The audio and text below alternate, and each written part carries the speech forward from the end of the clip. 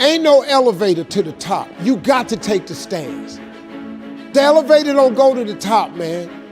Not in the world of success. You have control of this. This belongs to you. This is yours. You're the captain. You're the master. You're the foreman. You're the general. You're the head. Don't give control of this to nobody. Get off of Instagram and Snap and get off all these blogs and get into something that can really, really move your life forward. Listen, getting successful, it's not a magic trick. You can decide to be rich. It's highly doable. But you first have to think it. The difference between successful people and non-successful people is here. I'm no better than none of y'all. If you want to be successful, you have to change this. This has to change. Listen to me. It's not what makes it hard is your lack of belief that it can happen for you. The fact of it is, though, it's very doable. See, but you got to change, though.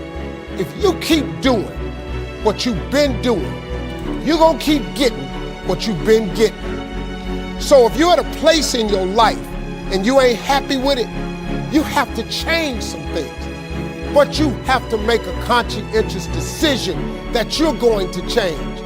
And it's not dependent on anybody else. It don't matter what your mama think. It don't matter what your coworkers think. It don't matter what your siblings think. It don't matter what your children think. It don't matter. They have nothing to do with it. This decision is yours and yours alone. Let me tell you something. You get to decide if I'm gonna be rich, poor, mediocre, plentiful, happy, sad. You have a decision to make. It's really not important what the majority of people that are blogging are saying. As a matter of fact, bloggers are not relevant people, they're not shakers and movers, and they're not decision makers, and they're not power brokers. So when you spend so much time in the blog world, the Instagram world, the chat world, all of this, you're wasting valuable time.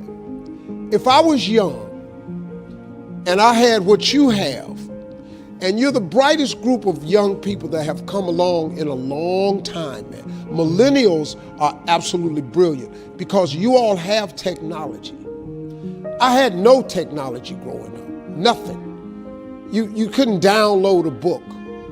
You had to go to the library, go to the card catalog, pull it open, find the book, find the number, go get on the elevator, go to the row, find the number book, get the book, and hope somebody ain't told a page out that you want to read.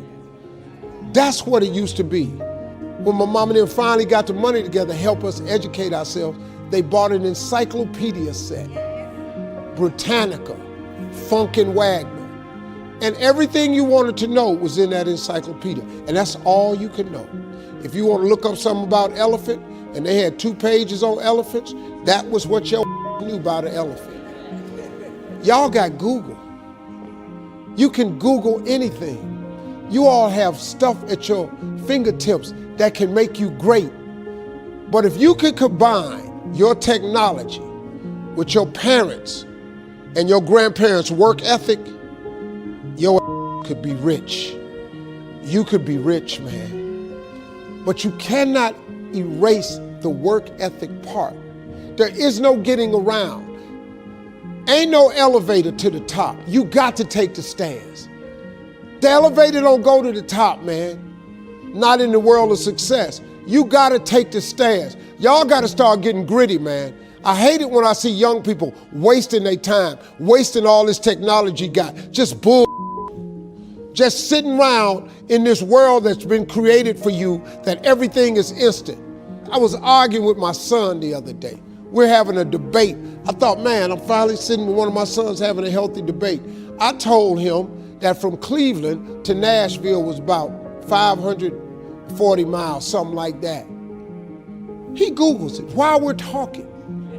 He said, no, Dad, you're wrong.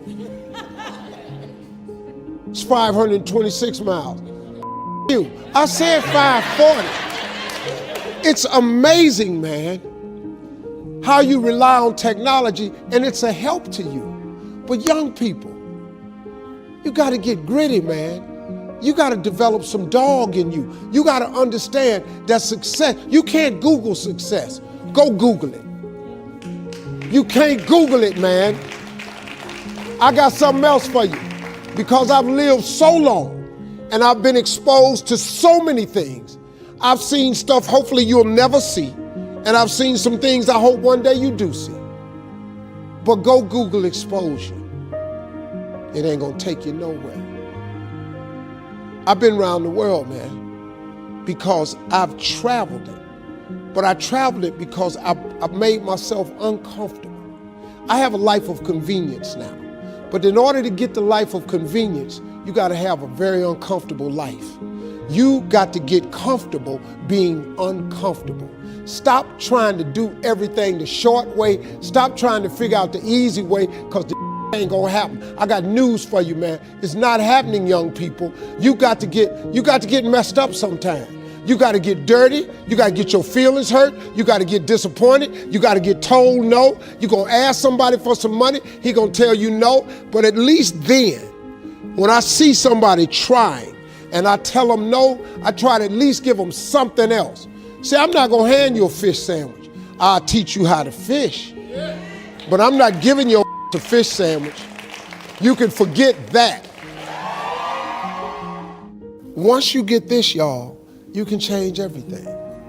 Do you understand? Negativity, you can protect yourself from negativity.